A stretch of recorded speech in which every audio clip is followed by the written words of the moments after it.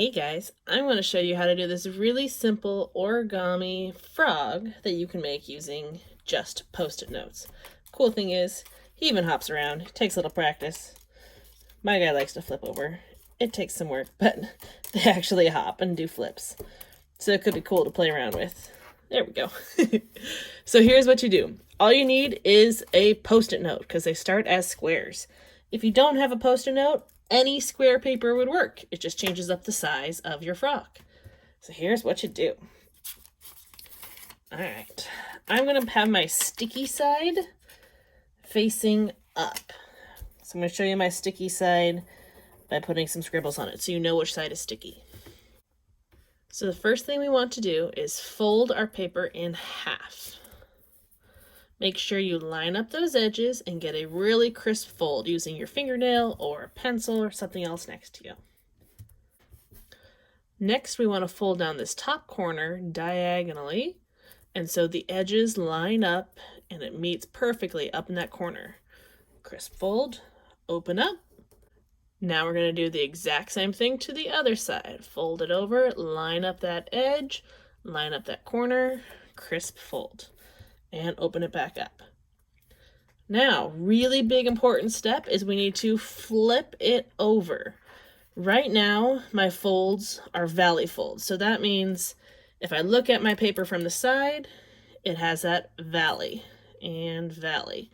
So we want to flip it over so now they're mountain folds. See how they're mountains? They stick up. So if we look at our mountain folds and where it comes to a point, we're going to fold this top edge back exactly where those two cross in the center, folding it back, nice crease. I'm going to open it up and fold it back over again. So I'm back to my original side. So you see, we now have one mountain fold and two valleys. See how that's kind of sticking up there? I'm going to take my two mountains and I'm going to pinch them in. And you see how it's automatically wanting to kind of close up. So if I just pinch them towards each other, I can take this top edge and flatten it down. See, that makes a nice triangle top. I'll show you that again. So I take my two mountain folds here, I push them towards each other, and I just take my top edge and I flatten it out. If this step doesn't work for you, that's probably because you forgot to flip over for this fold here. If you didn't flip over, this will not work. Now, we want to create some front legs for our frog. So I'm going to take this little flap here. Notice how it's not both pieces, just this little flap. And I'm going to fold it up and out. So it goes to the middle of our paper, and it's going to stick out past the edge there. See?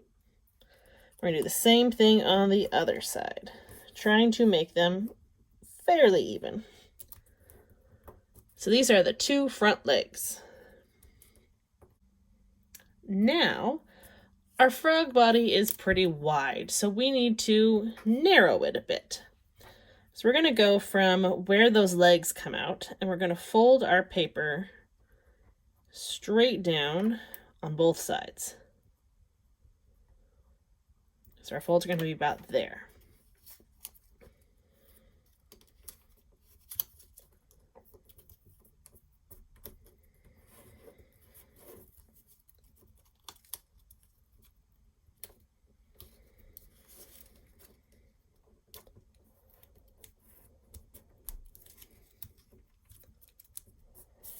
Now it's okay if you fold it a little past the legs, no worries. See how I made a nice long body now. All right, now we need to just fold up our back leg and we are almost done. So I want to take this long tail piece and I got to decide how long my body is going to be. So if we flip it over, we can see this is our frog. We have the head, the legs, front legs. We decide how long the body. I'm thinking about there. So I'm going to fold my paper back. Nice crisp fold. Okay, but I can't leave it like that because that's not going to hop. It just scoots around. I'm going to make kind of a Z shape. So I'm going to fold this paper back now to create that fold of the legs. So I'm going to go back a little bit past where it ended up. See how it created that Z shape? And now you have your frog. Try them out. See which ones you can get to hop the farthest. Maybe you can have a competition with your family. See whose can actually hop best. Like this one hops way better than this one. So maybe I need to change up the back legs a little bit. Maybe I should have made it stick out farther this way and not so far at the end. Experiment with it. See what makes your frog work better. There we go. Now we're getting a little bit better.